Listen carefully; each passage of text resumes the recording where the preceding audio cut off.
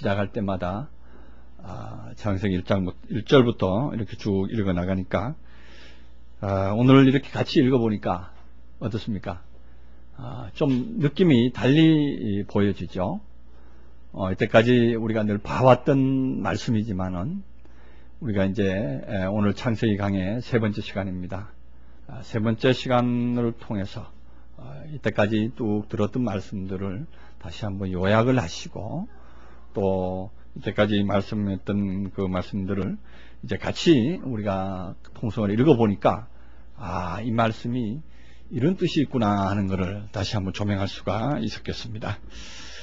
자, 오늘 둘째 날의 역사를 마무리 짓고 시간이 되면 또 셋째 날로 넘어가는 걸로 하겠습니다. 둘째 날의 역사에서는 지난 시간에 얘기대로 물의 역사라고 합니다. 물이 편만하게 역사하고 물이 펼쳐지기를 바라시는 하나님의 역사인 것입니다. 왜 그러냐면은 물 가운데 궁창이 있어 물과 물로 나뉘라 하셨습니다. 물 가운데 궁창이 있다는 얘기는 지난 시간에는 제가 서론으로 노아 홍수의 물까지 말씀했고 또한 베드로전서에서 나왔던 그 물의 역사, 그 물의 역사는 결국 하나님을 찾아가는 것이고 하나님을 찾아가는 것이 결국 하나님께 질문하는 것이고 하나님께 무엇인가를 계속 질문을 해야만이 하나님께서 우리에게 또한 응답을 주시고 우리가 깨닫는다 그랬습니다. 하나님께서는 우리에게 의문을 두셨습니다. 우리에게 성경이라는 것을 주셨을 때는 이 성경은 한마디로 말해서 의문투성입니다. 그래서 예수님께서 마태복음 13장에 보면은 태초부터 감추었던 비밀을 드러내려 하십니다 그랬습니다. 예수님께서 오신 이유는 이 태초부터 감추어져 있는 하나님의 비밀을 들추어내 주시는 그것이 예수님의 또한 하시는 사역의 역사의 전부였다 이렇게 볼 수가 있습니다. 오늘 오전에도 제가 강의하면서 야곱의 과정에서도 설명을 드렸습니다만은 야곱과 이삭의 과정에서 이삭이 야곱에게 축복할 때에 그 이삭이라는 분이 그 어떤 분인데 그 몇십 년 동안이나 같이 살았던 그 야곱의 음성을 못 알아보고 또 에서의 음성을 못 알아봐서 그렇게 행동을 했었겠는가? 우리가 볼 때는 당연히 실수라고 볼 수가 있죠. 당연히 이삭의 어떤 오판이잖아요, 그죠? 눈은 감았지만은 분명히 그 소리를 통해서 분간을 할 수가 있었는데도 불구하고 또 손등을 만져보니까 이거 에서의 손이구나 하고 착각을 했다 하는 것이죠. 그렇게끔 한 것이 성경이다 이런 얘기입니다. 성경은 그 액면 그대로 쓰여져 있는 것입니다. 실수는 실수 그대로 사람의 관점으로 볼 때는 그 실수로 보여집니다. 그러나 하나님께서 숨겨두신 그 비밀의 역사는 그 결론에 가서 그것이 그런 뜻이 있구나. 야곱의 그 믿음의 여정에서는 그 엄청난 비밀이 숨어 있구나 하는 것을 우리가 본 바 있습니다. 성경은 그렇게 되어 있는 겁니다. 창세부터 계시록까지 몽땅 다 비밀로 덮여 있다 이렇게 해도 과언이 아닙니다. 우리가 그래서 계시록 5장에 보면은 7인으로 봉해져 있더라 이렇게 말하잖아요. 성경이 7인으로 봉해져 있더라. 그래서 그 인을 하나하나 열어 주었을 때 비로소 성경이 보여지는 겁니다. 그 인이 띄어지지 않으면 결코 보지 못합니다. 우리가 잘 아는 그 바울 사도가 눈이 멀쩡했고 흔히 볼 수 있는 사람이었고 또한 가바니엘 문화에서 오늘날로 말하면 박사 학위까지 가지고 있던 사람이에요. 그렇게 유창하고 실력 있는 사람이 하나님을 만나니까 눈이 어두워져 버린 거예요.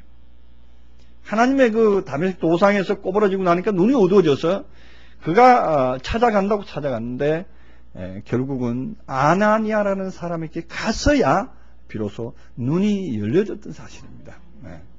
그 눈이 열려진 것도 그냥 열려진 게 아닙니다.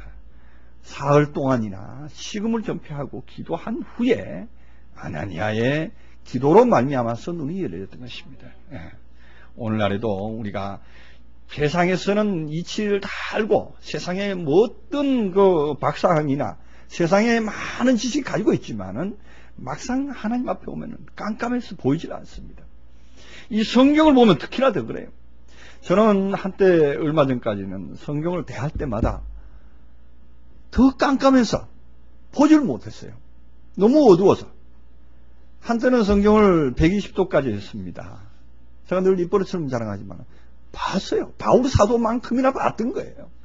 바울 사도가 사울로 있을 때의 만큼이나 성경에 대해서만큼은 누구한테도 지지 않을 수 있을 정도의 자부심을 가지고 있었고, 제가 옛날 테이프 있습니다. 그 테이프 한번 들어보면 말입니다.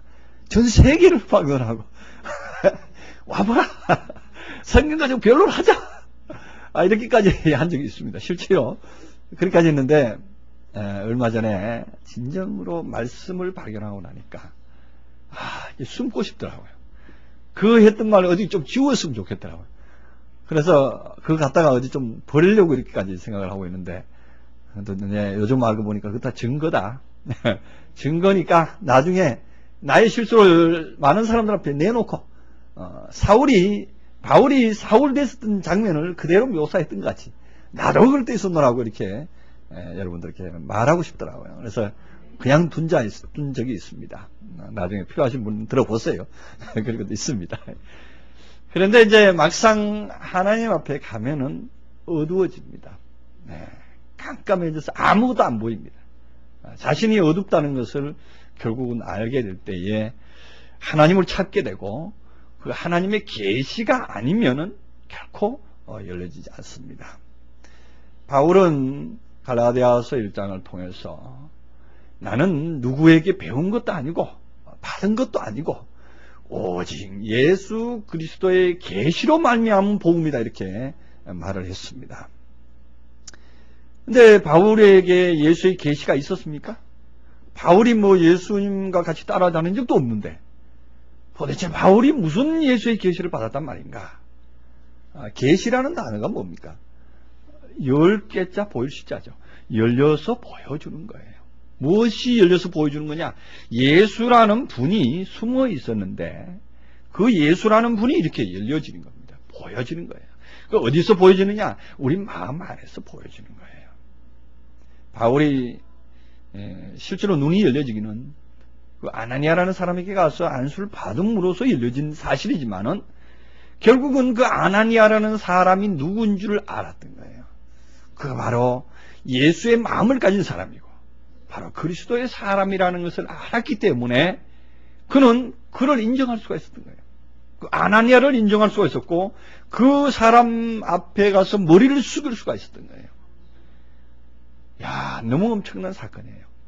그 일개의 그 참 엄청난 그 학식을 가지고 지식을 가지고 엄청난 그 학벌을 가진 그 사람이 이름 없는 그 아나니아, 우리 아나니아에 대해서 성경에 나와 있는 거 보았습니까? 그 바울을 안수한 그 아나니아에 대해서 단지 그 구절밖에 안 나와 있어요. 바울을 안수했다는 그 구절밖에 없어요. 아나니아라는 사람이 예수님과 같이 다니면서 예수님의 복음을 들었던 것도 아니고 베드로와 같이 제자 반열에 있던 그런 사람도 아니고 그런 사람, 무명의 사람 앞에 가서 머리를 숙일 수 있었다는 것은 바로 그의 믿음이고 하나님의 역사였다는 것이죠. 그러니까 하나님의 은혜를 받은 사람은 하나님의 사람을 알아보고 하나님의 사람 앞에 고개를 숙일 수가 있는 것입니다. 그래서 하나님의 사람을 알아볼 때에 우리는 하나님의 복음이 자신에게서 펼쳐진다 하는 것입니다. 지금 여기에서 오늘 물 가운데 궁창이 있다 하는 얘기는 그 물이라고 하는 그 진리 안에 당연히 진리는 궁창이 있기 마련입니다. 궁창이라고 하는 것을 제가 지난번에도 표현을 잠깐 했습니다만은 라키아라고 하는 이 단어는 실제로 저거든 하늘에 뭐 새가 날아다니는 그런 어떤 표현을 말하는 게 아니고, 하늘이 뭐고 궁창이 뭡니까? 그 의미로 본다면은 하늘이나 궁창이나 그게 같은 말이에요. 우리가 다니엘서 12장에 보면은 많은 사람을 옳은 길로 인도하는 사람은 궁창의 별과 같이 빛나리라 이렇게 되어 있거든요. 근데 궁창에도 이 별이 떠 있고 하늘에도 별이 떠 있고 뭐 이쪽도 저쪽도 다 별이 떠 있는데 구태여 말씀에 왜 궁창이라는 단어를 사용할까 하는 것이죠.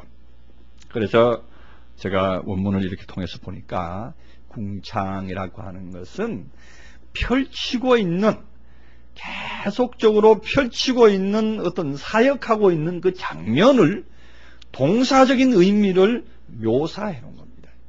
그러니까 물에 궁창이 있다 하는 것은 계속적으로 펼치는, 물이 발동해서 역사하고 있는, 사역하고 있는, 진행하고 있는 그 표현을 궁창이라는 단어로 축약해서 써놨던 것입니다. 그래서 물 속에 궁창이, 펼침이 있어서 하는 얘기입니다. 그 진리 속에는 펼치는 역사가 있는 거예요. 우리가 하나님의 말씀을 하나 또 받으면은요, 말씀 하나 받으면 이 말씀이 계속 살아서 역사를 합니다. 저는 몇 년 전에 이 말씀을 바꿔서 한 단어였어요. 한 단어. 여러분 저희 역사에 대해서 알고 계신 분은 알 거예요. 저는 세상 끝날까지 이거 자랑하고 싶어요. 이 사파톤이라고 하는 단어 한 단어입니다. 여러분 기억할 거예요. 안식일이라는 단어예요. 그 안식일이라는 그 단어 하나가 나의 마음속에 떨어지니까 이것이 파동처럼 일어나는데, 우리가 잔잔한 호수구에 그 돌 하나 던지면은 그 돌이 쫙, 그 돌의 그 물 그 태가 계속 이렇게 번져나가죠. 물의 그 파장이죠. 파장이 계속 이렇게 퍼져나가서 결국에는 저 끝에 가서 파도처럼 밀려가는 것을 볼 수가 있습니다. 그 온 호수를 다 채우죠. 온 호수를 다 채웁니다. 우리 마음에 하나님의 한 말씀의 단어가 떨어지면은 온 마음을 채우고도 남습니다. 온 마음을 지배합니다. 결국은 다 점령해버립니다. 저는 그거를 지금 또 생각하면은 너무나도 감사할 일이 아닐 수 없습니다. 제가 이 사파톤이라는 단어 하나에 매달려가지고 14년을 꼼짝달싹 할 수 없는, 그야말로 감옥과 같은 데에서 생활을 했던 사람입니다. 사파톤이라는 단어 하나 때문에. 그 단어 하나 때문에 14년 동안을 팔도 묶어놓고 발도 묶어놓고 온 정신까지도 묶여져 있는 사람과 같은 행세를 했던 사람이에요. 거기에 매여 있을 때는 세상도 보이지 않았고, 물질도 보이지 않았고, 형제도 보이지 않았고, 심지어 아내까지도 보이지 않았습니다. 그러한 생활이 있었던 거예요. 그 과정에 있었던 나였기에 그 사파톤이라는 게 도대체 뭐냐, 안식이라는 게 도대체 뭐냐 하는 것을 의문투성이 속에 있었던 거예요. 그 의문투성이 속에 있었던 나에게 하나님의 진리의 말씀이 심어질 때에, 하나님의 진리의 말씀이 사파톤이라는 것은 이것일 것이다를 던진 거예요. 이것일 수 있어 하는 원문 성경에서 표현하는 그 단어 하나가 나에게 가슴에 떨어졌던 거예요. 다시 말해서 어떤 계명이나 어떤 율례나 어떤 제도적인 어떤 날이 아니라 하나님께서 축복했던 그 날은 그 시간에다가 축복한 게 아니라 어떠한 인간에게, 어떠한 사람에게 축복하셨던 날이다.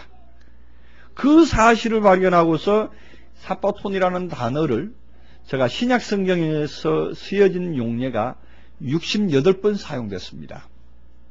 그 68번 사용된 그 구절마다 아주 이잡듯이 다 찢은 거예요.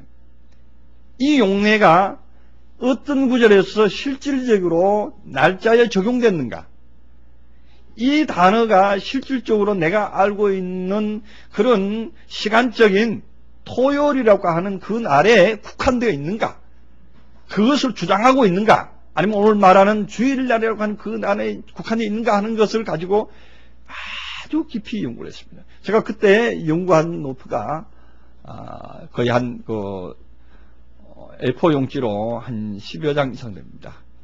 빽빽하게 기록을 해가면서 연구를 한 적이 있습니다.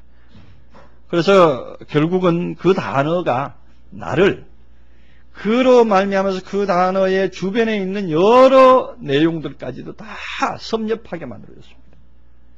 그래서 그 단어가 결국은 나를 살렸다 이렇게 말할 수가 있습니다.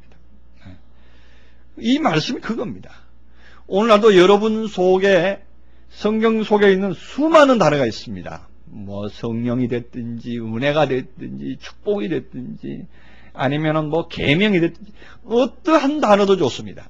그 단어 하나를 바로 영접하게 되는 날에는 여러분에게는 자유가 허락되는 것입니다.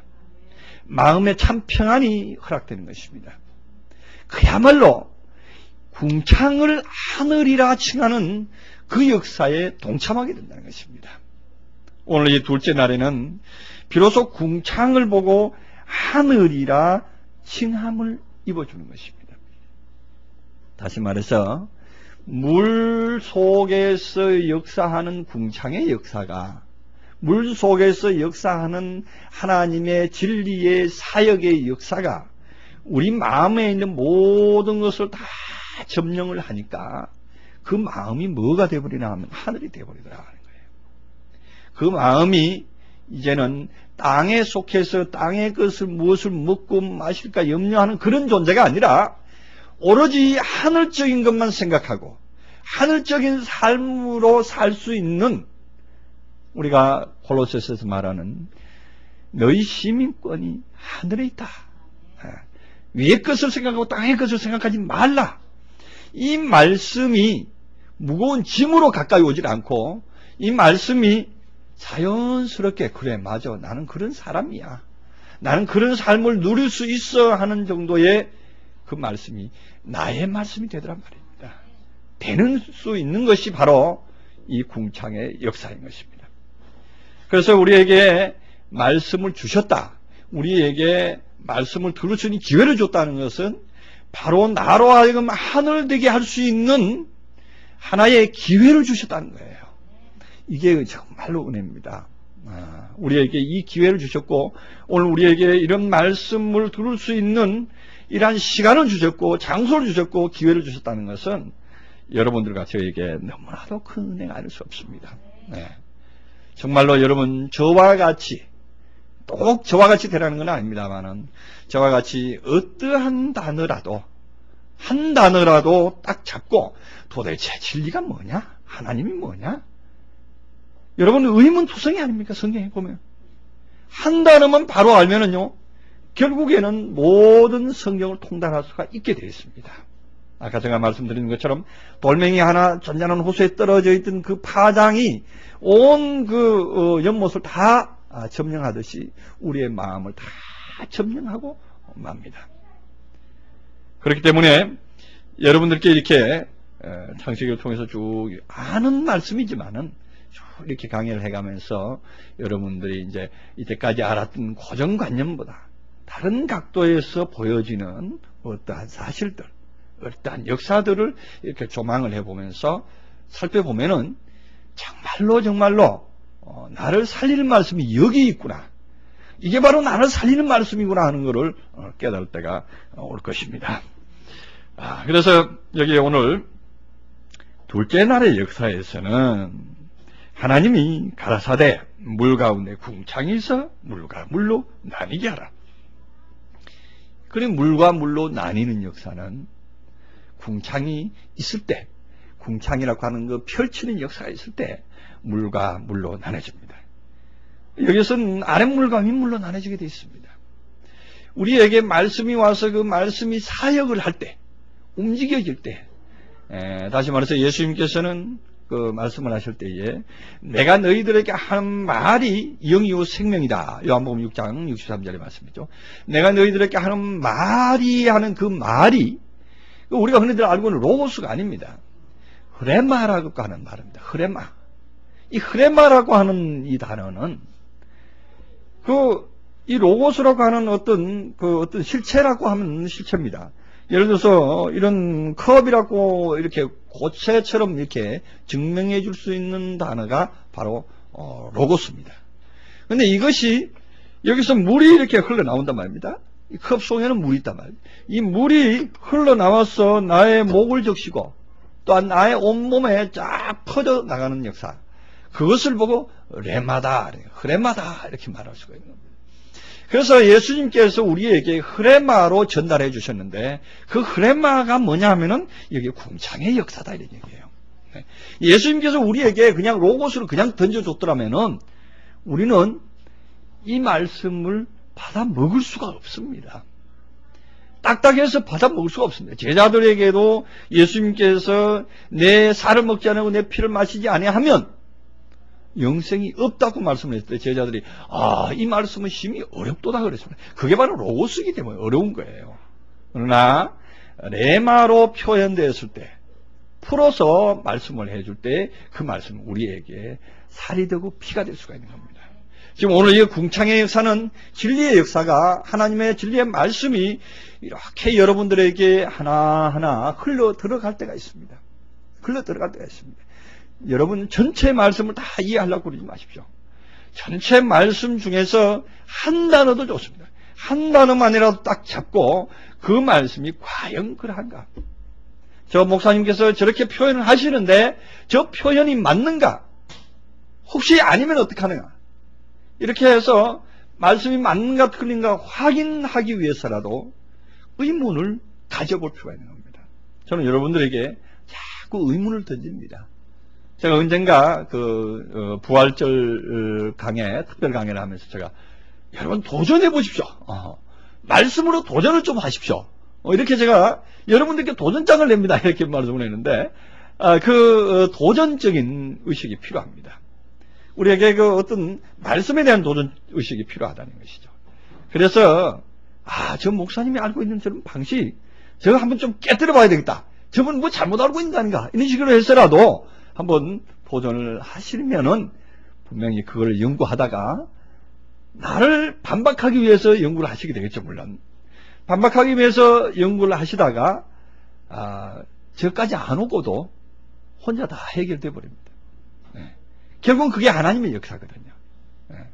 저는 여기서 여러분들에게 도전을 내보십시오 하는 하나의 어떤 아이디어를 드리는 거예요. 의문을 던지는 거예요. 던져주면은 그것이 여러분들 마음 안에서 자꾸 꿈틀거리게 됩니다. 꿈틀거리게 되는 일이 누구냐? 그게 궁창이에요. 자꾸 속에서 메아리 치고 이거 아닐 것이다 하면서도 찾아가 보면은, 결론을 가보면은, 맞아, 그게 그렇구나. 이걸 말씀하시는구나 하고 무릎을 치게 됩니다.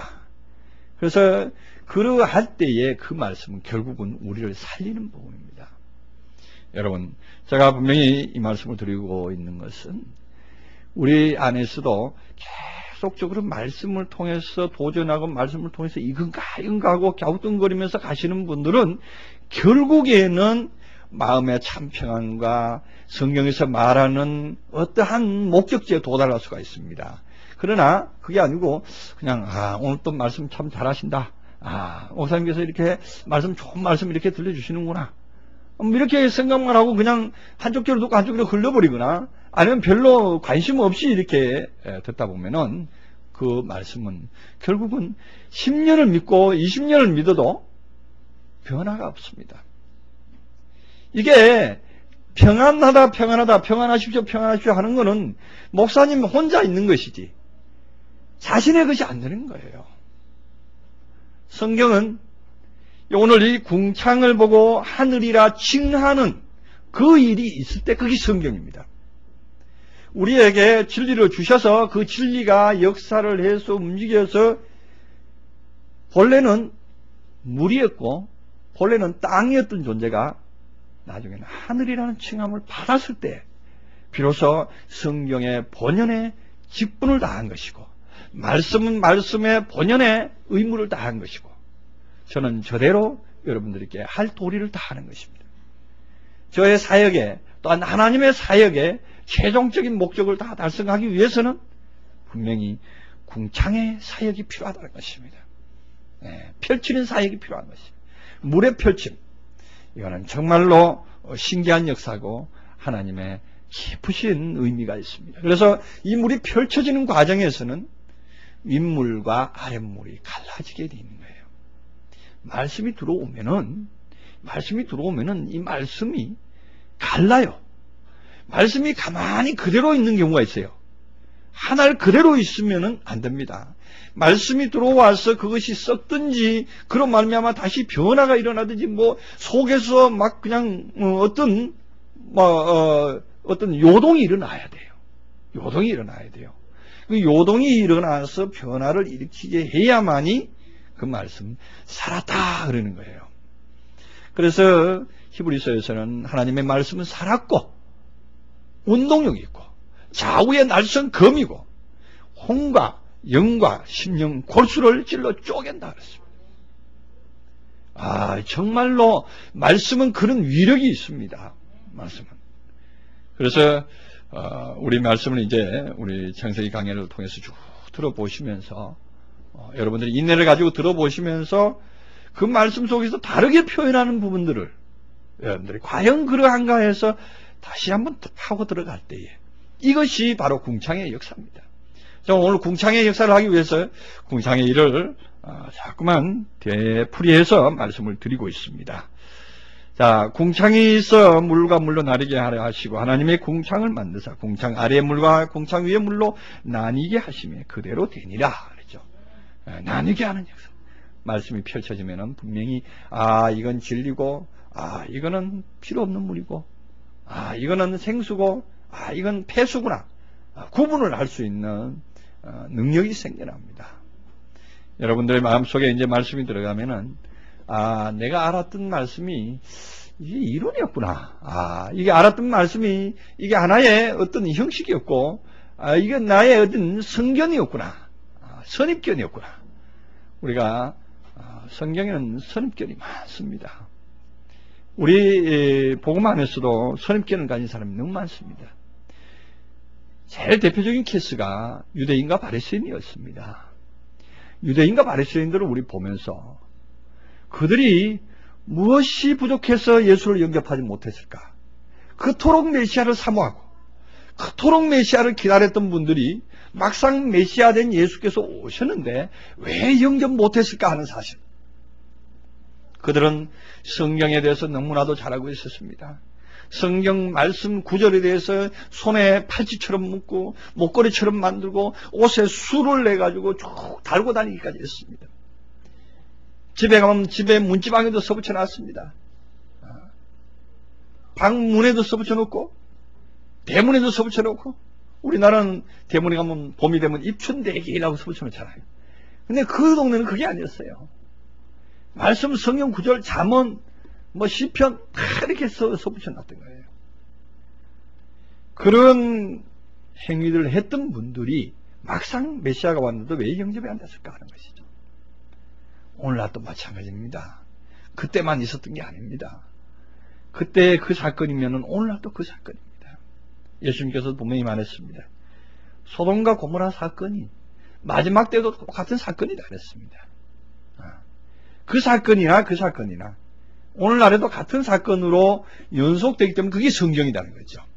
그래서 오늘날에도 진리를 안다고 하는, 성경을 안다고 하는 것 때문에 막상 실제적인 예수를 영접하지 못할 때가 있다는 것입니다. 있을 수도 있는 얘기입니다. 그래서 마태복음 7장에서는 주여 주여 하는 자마다 천국에 들어갈 것이 아니요 아버지 뜻대로 하는 자가 들어간다. 그러니까 또 아버지 뜻이 뭔지 하고 이렇게 찾아가는 사람들이 많습니다. 아버지 뜻이 뭔지를 살피는 사람도 있습니다. 거기는 그 문장 안에서 이미 나더러 주여 주여 하는 자마다 거기서 이미 답이 나오는 것입니다. 주님은 부르라고 하는 주님이 아니잖아요. 그죠? 주님은 부르라고 하는 어떤 높이 달아놓고 이름이나 부르고 그쪽을 향해서 고개나 바라보는 그런 하나님 아닙니다. 주님은 어떤 주님이신가? 우리 속에 계신 주님이시라죠. 우리 속에 계신 주님인데 이 속에 계신 주님을 계속 부르기만 해서 어떻게 합니까? 동행해야죠. 동행. 바울 사도는 주님과 동행했던 분이지 주님을 부르고 주님을 찾아다니고 주님 뒤를 쫄랑쫄랑 따라다녔던 분이 아니다 말이죠. 그는 그와 동행했던 삶을 살았던 거예요. 그 그리스도적인 삶, 그리스도 안의 삶을 살았을 때 그는 분명히 그리스도인이라는 칭호를 감당했던 분이다. 그 사람이 바로 하늘이 된 사람이에요. 오늘 이 말씀에서 궁창으로 말미암아서 그는 궁창을 하늘이다. 다시 말해서 궁창이 계속 사역의 역사로 말미암아 우리 마음에 계속 하나님의 메아리의 말씀을 퍼뜨려서 우리 마음을 완전히 점령을 하고 나니까 그것은 바로 하늘이 되었더라라는 것입니다. 이 말씀 속으로 여러분들이 다 들어가시기 바랍니다. 이 말씀대로 다 되어지시기 바랍니다. 그래서 진실로 우리가 하늘에 딱 안전바가 되어가지고 다시는 이제 땅으로 내려오지 않는 성도들이 다 하시기 바랍니다. 네. 여러분은 하늘이 됐습니다. 그러니까 이제 둘째 날이 된 거예요. 둘째 날이라고 하는 건 다른 게 아니에요. 되돌림 받았다는 거예요. 돌이킴 받았다는 얘기예요. 두 증인이 됐다는 거예요. 엄청난 사건이에요. 둘이라고 하는 단어 속에는 다시 되돌림 받았던 것이고 탈바꿈됐다는 의미가 들어있는 거예요. 이제 보세요. 그 어떤 땅이라고 하는 아니면 물이라고 하는 어떤 그 사상 속에 있던 우리가 이제는 하늘적인 삶의 상태로 바꿔지는 거야. 여러분들이 지금 이런 말씀을 하면 어떤 분들은 깜깜할 거예요. 도대체 하늘적인 삶이라는 게 도대체 뭐냐? 하늘이라는 게 도대체 뭐냐? 또 땅은 뭐고 하늘은 뭐고? 성경에서 제일 많이 쓰인 단어가 하늘과 땅입니다. 이거 가장 기본이에요. 하늘과 땅이 제일 많이 쓰였어요. 불경에 가면은 불경책 반야신경이니 그런 데 보면은 그 땅 하늘 별로 안 들어 있습니다. 근데 불경책에는 농사 짓는 법 이런 거 안 나와 있어요. 근데 성경은 농사 짓는 법 잘 나와 있어요. 그게 우리들에게 하나님의 농사를 가르치시고 있는 거거든요. 그래서 우리가 곡식을 심어가지고 곡식이 열매되는 것은 곡식으로 있을 때는 그건 땅에 의지하고 있는 것이고 곡식이 익어지면은 딱 국간에 들어가는 것을 보고 천국에 들어갔다 이렇게 말할 수 있는 거예요. 그것을 가르쳐주는 것이 성경입니다. 다시 말해서 우리가 하나님의 씨앗을 받고 하나님의 말씀으로 공급받아서 물을 먹고 하나님의 물을 먹고 자란다 이거죠. 말씀으로 공급받고 자라면은 하나님의 말씀으로 된 어떠한 새로운 존재로 탈바꿈됩니다. 세상에 물질은 없어도 살 수 있는 사람, 세상에 그 어떤 것이 다 떠나가 버려도 살 수 있는 사람. 오늘 오전에 봤던 그 야곱과 같이 자기가 가지고 있던 그 재산 몽땅 다 형한테 다 넘겨줘도 자기 목숨만 있으면 되겠다는 사람. 그래도 감사할 수 있는 사람. 그렇다고 해서 다 가버린 건 아니잖아요. 하나님께서는 버리는 자에게, 목숨을 버리는 자에게 오히려 구원이 있다는 거예요. 우리가 버릴 때에 주님께서는 더 풍족한 것을 채워주십니다. 그런데 우리가 버려야 될 것이 무엇이며 우리가 가지고 있어야 될 것이 뭔지, 새로이 받아야 될 것이 뭔지, 그것은 우리가 아직은 보이지 않습니다. 그러나 이제 이 궁창의 사역을 통해서 궁창의 사역과 함께 마음이 펼쳐 나가다 보면은 마음이 점점 넓어지는 것을 볼 수가 있습니다. 이상하게 넓어집니다. 우리들의 이 말씀이 어떤 원고에 의해서, 각본에 의해서 짜맞추기식 말씀이 아니고 있는 말씀 그대로 나의 체험이요 경험을 그대로 표현하기 때문에 이건 생말씀이다 이런 얘기야. 살아있는 말씀이다 이거예요. 이 살아있는 말씀은 여러분들께 공급되면 분명히 꿈틀거립니다.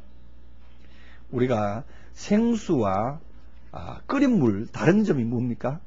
끓인 물은 그 속에 있는 각종 영양소가 다 파괴되어 버린 상태이기 때문에 순수한 물이라고 하는 그 어떤 수분 공급에는 필요하지만 영양소는 없습니다. 자라게 나지 못합니다.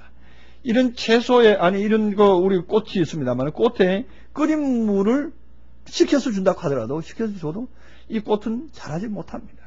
그러나, 수돗물이나 그냥 생수를 주게 되면 이 꽃은 계속 자랄 수가 있습니다. 우리들의 말씀이 그런 유로 비교할 수가 있습니다.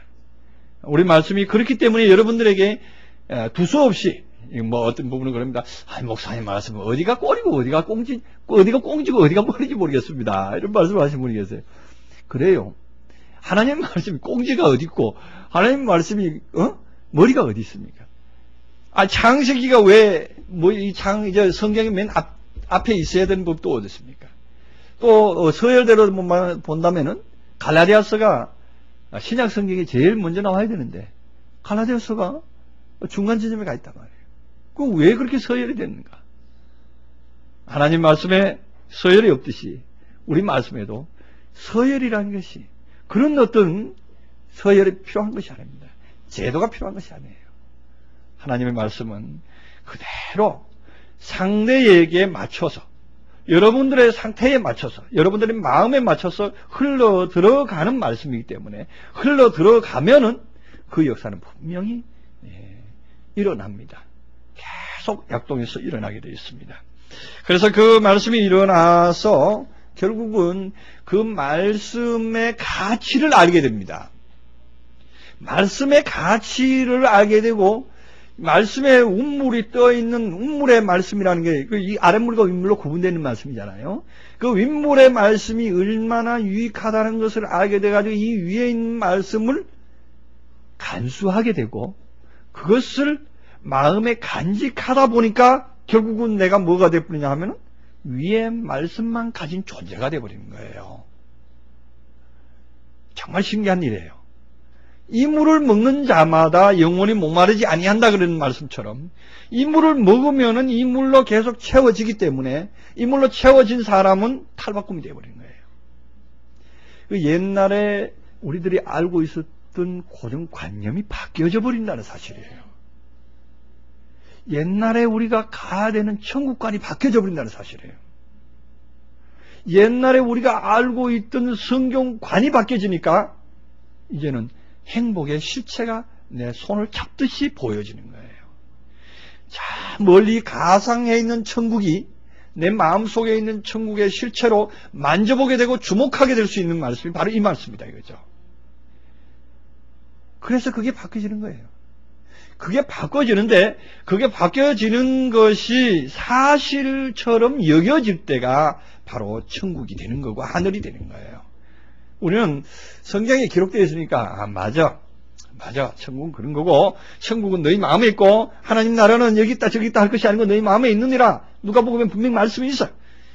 그러니까 믿어야지. 믿어야지 하는 건 아직 아니에요. 믿어야지는 아직 만진 바는 아니잖아요. 믿어야지는 이제 뭡니까? 궁창이 펼쳐져라. 궁창의 역사가 있어져라 하는 말씀이에요. 그냥 하늘의 궁창에서 윗물과 아랫물로 나뉘라. 그 말씀은 이제 받은 거예요. 이제 받은 거예요. 이제 궁창이라는 것이 이제 역사를 하는구나. 말씀이 이제 역사를 하는구나. 내 속에서 쭉쭉 흘러 들어가는구나. 그거예요. 나 이제 그것이 흘러 들어가서 그것이 점점점 채워지는 날에는 하늘을 만질 수가 있는 거예요. 그래서 하늘은 하나님 나라는 여기 있다 저기 있다 할 것이 아니고 너희 속에 있느니라는 말씀이 체득되어지고 체험되어지고 만진 바가 될 때 요한일서의 말씀처럼 말씀을 우리가 주목하고 만진 바다 그렇게 말씀하는 그 만진 바가 딱 될 때에 여러분들은 이제 땅의 것을 생각하지 않게 됩니다. 땅의 이론의 잣대로 성경을 보지 않게 된다는 거예요. 땅의 이론의 잣대로 성경을 보지 않으니까 결과적으로 관념이 틀려져요. 세상에는 뭐 돈벌이해서 뭐 돈을 많이 가져야 되고 뭐 세상에서 좋은 집에 살아야 되고 아니면 뭐 여러 가지 뭐 행복 조건들이 많지 않습니까? 그런 행복 조건의 기준이 바뀌어져요. 잣대가 바뀌어지는 거예요. 다른 게 바뀌는 거 아니에요. 그 현실과 사실은 그대로 있습니다. 그대로 있어요. 그 물질의 세계는 그대로 있습니다. 그러나 그 물질의 세계를 보는 각도가 달라지는 것이 바로 천국이 된 사람의 마음입니다. 각도가 달라지니까. 같은 꽃을 보더라도 슬픈 마음으로 보는 사람과 좋은 마음으로 보는 사람이 달라요. 이 꽃을 볼 때 어떤 사람은 좋아로 보는 사람이 있을 거다 말이죠. 우리 장례식장에 꽂아놓는 조화처럼 보는 사람이 있을 거다 말이죠. 그러나 이 꽃을 볼 때에 아름다운 마음으로 볼 수 있는 마음. 어디서 오느냐? 그것은 자신의 마음이 꽃과 같이 아름다운 마음이 됐을 때, 향기를 토하는 마음이 됐을 때 가능합니다. 그런데 그 마음이, 우리들의 마음이 늘 바뀌잖아요. 기분이 좋으면, 환경이 좋으면 좋게 보이고, 나쁘면 나쁘게 보이는 게 우리들의 마음이다 말이죠. 그런데 천국이 된 사람은 안 그렇습니다. 한결같아요. 한결같아요. 그렇게 될 때 그것은 하늘에 속한 사람이다. 하늘적인 존재다. 이렇게 말할 수가 있습니다. 이게 둘째 날이기 때문에 그런 거예요. 탈바꿈이 됐기 때문에 그런 거예요. 완전히 변화가 됐기 때문에 이제 더 이상 땅의 것을 생각하지 않을 수 있는 그러한 마음의 자세가 됐기 때문에 가능한 것입니다. 그래서 이제 둘째 날에 탈바꿈이 된 사람은 이제 셋째 날로 접어듭니다. 셋째 날 서론 조금만 하고 마치겠습니다. 9절 보면은 하나님이 가라사대 천하의 물이 한 곳으로 모이고 묻이 드러나라 하심에 그대로 되니라. 자, 이제 셋째 날에 들어가면은 역시 또 물을 가지고 말씀을 하십니다. 물 가지고 말씀하십니다. 하나님의 역사는 이 물이 참 중요합니다. 우리 인체에도 물이 참 중요하죠. 물이 인체의 수분이 70%가 수분입니다. 물입니다. 지구도 70%가 수분입니다. 지구의 70%가 물로 되어 있다. 인체에도 70%가 물이다. 그럼 이 물만 잘 다스리면은 해결이 됩니다. 우리도 물만 잘 먹으면, 저도 금식을 해봤지만은, 이거 음식 안 먹어도 돼요. 물만 제대로 공급받으면은 40일을 견디겠더라고요. 40일 물만 먹고 견뎠어요. 견딜 수 있습니다. 그러니까 더 견디려면 더 견딜 수도 있겠더라고요. 근데 너무 많이 견디면 그것도 기네스북에 올라가니까 곤란하잖아요. 그래서 참았는데 되겠더라고요. 물이라는 게 참 그렇게 중요해요. 우리 인체에도 물이 그렇게 중요하듯이 우리 하나님의 나라에서도 물이 중요한가 봅니다. 그래서 물에 대한 얘기, 하늘과 땅에 대한 얘기 다음에 물에 대한 얘기입니다. 성경에. 그 물에 대한 얘기가 나와 있습니다. 그래서 이 물이 어떤 물이 있는가 하면 하늘 아래에 있는 물이 있어요. 여러분, 실제 물이 하늘 아래에 있는 물과 하늘 위에 있는 물을 어떻게 구분할 수가 있습니까? 하늘이 어디쯤이면 하늘이고 어디쯤이면 하늘이 아닙니까? 지금 지상에서 1m 올라가면 그건 땅 밑에서 이렇게 보면 하늘이에요, 하늘 아니에요? 거기도 하늘이죠. 그 한 20m, 한 200m 정도 올라가면 거기도 하늘이죠, 그죠? 그 위에 있는 건 또 뭔 물이에요? 그 위에 구름 떠다니는 그건 또 무슨 물일까요? 우리가 하늘에서 위에 물과 아래 물을 구분할 수가 있습니까, 지금? 맞아. 비행기 타고 가니까 볼 수 있겠더라. 비행기 타고 가면은 어떤 구름 위로 쫙 비행기 날아갈 때는 구름 위에서는 햇빛이 쫙 떠 있더라고요. 그냥 쫙 떠 있는데 밑에는 분명히 김포항에서 비행기 뜰 때는 비가 왔는데 그거 올라가니까 비가 안 오더라고요. 햇빛이 쨍쨍 비치더라고요.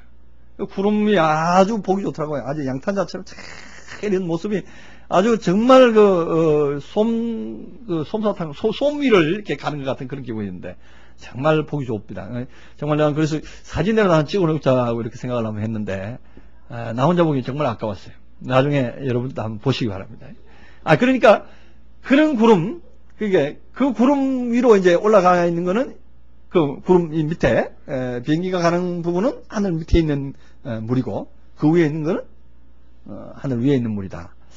그 위에는 또 구름이 없던데 또 하늘 위에 있는 물을 어떻게 구분하는지 모르겠어요. 지금 우리 성경에 있는 말씀이 이거 의문이다 말입니다. 우리 한번 생각을 해볼 필요가 있다는 거죠. 그러니까 무조건 말씀이니까 그래 믿자. 그래. 그 무조건 믿고 들어가다 보니까 무조건 믿는 신앙이 되다 보니까 결국은 유대인과 바리새인이 돼버리는 거예요. 네. 무조건 믿는 신앙이 돼버리니까 그런 현상이 나와버립니다.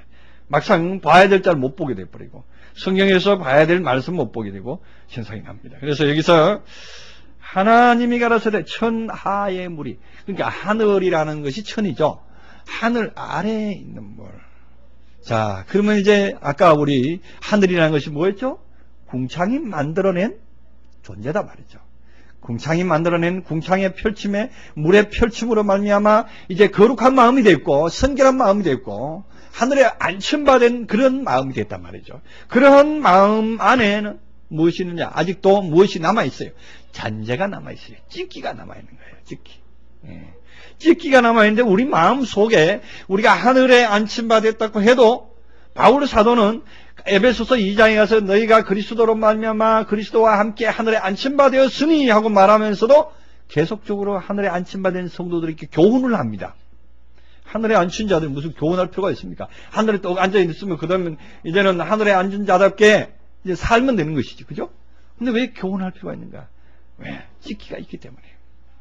찢기가 있어서 하늘에 올라갔다가 내려왔다가 할 수 있는 그러한 성격의 소유자들이기 때문에 교훈을 하시는 겁니다.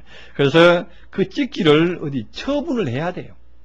찢기를 어디 딱 모아가지고 우리 화장실에서 버리듯이 딱 버려버려야 되는데 이거 버리지 않고 있으니까 어떻게 합니까? 이 셋째 날에 딱 들어가자마자 하늘 아래에 있는 물을 한 곳으로 모여라.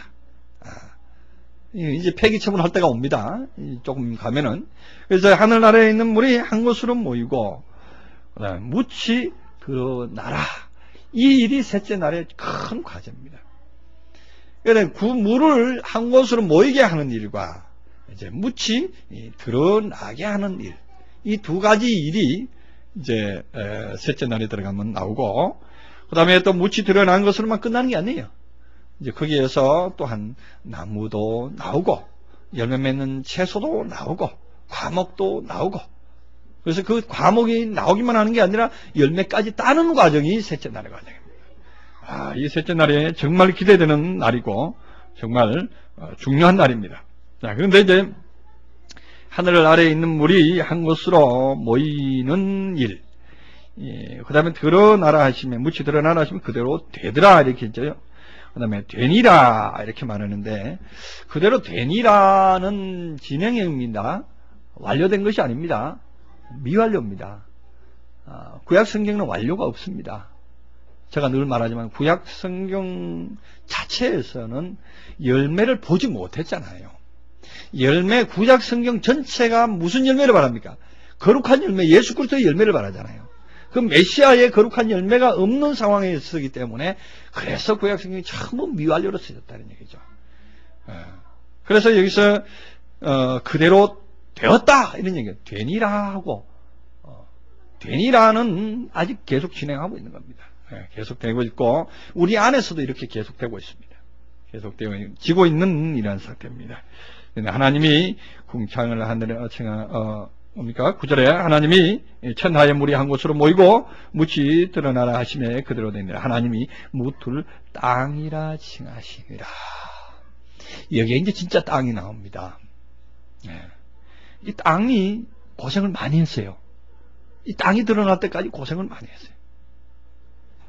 어떨 때는 혼돈 공허 속에, 깜깜한 흑암 속에 막 뒤죽박죽 되지, 어느 게 땅이고 어느 게 바다고 어느 게 물인지도 모르는 그러한 상황 속에 허덕이다가 첫째 날에 빛을 보고서 조금 뭔가 보일 것만 같은 그런 느낌을 받았다가 이제 둘째 날에서 물 속에 흠뻑 들어갔다가 윗물과 아랫물에 완전히 잠기는 그런 뜻 했다가 이제 거기에서 이제 변화를 일으켜서 지금 여기서 이제 아래에 있는 물을 빼내고 나니까 이제 묻이 이제 드러납니다.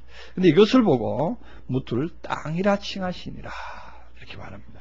그러니까 이렇게 물 속에서 막 뒤죽박죽한 상태로 있다가 나와야만이 그게 이제 참 어떠한 사람이 되는 겁니다. 그러니까 결국은 우리가 말씀을 통해서 만들어진 인격체는 그리스도의 사람이라는 얘기를 들을 수가 있습니다. 이 말씀을 통해서 말씀을 빼어내고 이제 그러니까 옛날의 말씀, 묵은 말씀을 빼어낸 이후에 나타나는 존재가 아니고 거기에 막 섞여 있는 존재는 묻히라 칭할 수가 없습니다. 땅이라 칭함을 받지 못합니다. 우리가 쉽게 말해서 그러니까 어디를 비유로 하면 될까요? 저기 서해안에 가면 갯벌 있죠. 갯벌에다가는 어떨 때 보면 바다고 어떨 때 보면 바싹 마른 땅처럼 되어 있더라고요. 물이 이제 빠져나가고 나니까, 그죠? 그래서 거기다가 뭐 파종을 할 수가 있습니까? 거기다 뭐 나무를 심을 수가 없죠. 뭐 잠깐 몇 시간 후면 또 물이 들어오기 때문에 이게 들락날락하고 있는 상태에서는 이게 완전히 드러나지 않는 상태이기 때문에 거기에는 아무 일도 할 수가 없습니다. 그러나 이제 거기에 있는 몹쓰는 물을 뽑아내버립니다. 우리 마음속에 있는 잣된 생각들, 잘못 알고 있는 관념들을 뽑아낼 때가 옵니다. 네, 뽑아낼 때가 와요. 이걸 뽑아내서 바다로 칭해 줄 필요가 있는 거예요. 바다. 이 바다라고 하는 얘기는 다음 시간에 또 보충해서 하겠지만은 예수님께서 늘 바다를 자주 다녔습니다. 바다 위로 걸어 다니시기도 했고 베드로도 바다에서 고기도 잡기도 했고 주로 보면은 그 바다에서 많이 활동을 했는데 그래서 요즘 그 어부들이 많이 그 예수 믿는다 그럽니다. 요즘 우리 고향 앞바다들이 가보면은 그 어부들이 많이 그 예수를 믿는다 그럽니다. 그래서 그런지 모르겠습니다만은 하여튼 이 바다가 하나님의 일에 상당히 많은 역할을 하고 있습니다. 바다가. 그래서 이 바다는 다시 말해서 또한 이 모인 물을 처치하는 곳이 바다예요. 실제 세상도 그래요. 실제 세상도 이제 바다가 없다면은 지금 그 각종 폐순이 뭐 아니면 장마 때 그 각종 더러운 거 다 떠내려온 거 그게 다 어디로 가겠어요? 아마 저 해변에 가서 쌓여놓으면은 아마 집채만큼 클 거예요. 엄청 많은 그런 것들인데 바다에 가서 이상하게 정화가 되더라고요. 다 정화돼서 다시 우리에게 맑은 물로 올려주는 역사를 볼 수가 있습니다. 그 역사는 이제 다음 시간에 제가 또 깊은 비밀이 있습니다. 그 안에도 하나님의 깊은 역사가 있고 무엇인가 그 안에서도 뭔가 일을 하고 있는 거예요. 바다에도. 그래서 그 일을 우리가 또 한번 관찰해 보기로 하고 오늘 여기까지만 하겠습니다. 네, 기도하시겠습니다. 은혜로 오신 하나님 감사합니다. 우리에게 이처럼 귀한 은혜의 역사를 허락하시고 우리에게 이처럼 귀한